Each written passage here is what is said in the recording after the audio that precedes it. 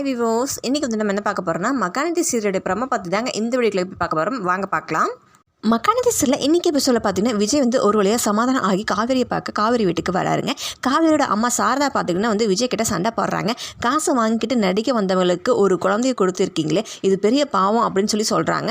அதுக்கு விஜய் சொல்கிறாரு, நாங்கள் 2 பேரும் புருஷன் பொண்டாட்டியை மனசார வாழ ஆரம்பித்ததுக்கப்புறம் தான் காவேரி வயிற்றில் குழந்தைய வந்துருச்சு அப்படின்னு சொல்கிறாரு. அதுக்கு சாரதா பார்த்திங்கன்னா கேட்குறாங்க, காவேரி உங்கள் வீட்டில் ஏற்றுப்பாங்களா அப்படின்னு சொல்லி.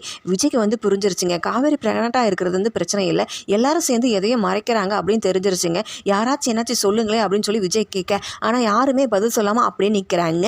பார்த்தீங்கன்னா சாரா சொல்கிறாங்க, உங்கள் பாட்டியும் சித்தியும் திரும்ப வந்து விவாகரத்து பத்திரத்தை கையெழுத்து போட சொல்லி கேட்டாங்க. அது மட்டும் இல்லாமல் வாய்க்கு வந்ததெல்லாம் பேசிட்டு போயிட்டாங்க அப்படின்னு சொல்லி சாரா சொல்கிறாங்க. உடனே விஜய்க்கு கோபம் வந்து வீட்டுக்கு போய் அங்கே போகிறாரு. அங்கே போகும்போதே பார்த்தீங்கன்னா விஜயோட சித்தப்பா வந்து தாத்தா பாத்திட்ட பேசிகிட்டு இருப்பார் போல். அவரை பார்த்ததும் இவர் வந்து வீட்டை விட்டு வெளியே போ அப்படின்னு சொல்லி கழுத்தை பிடிச்சி வெளியே தள்ளுறாரு.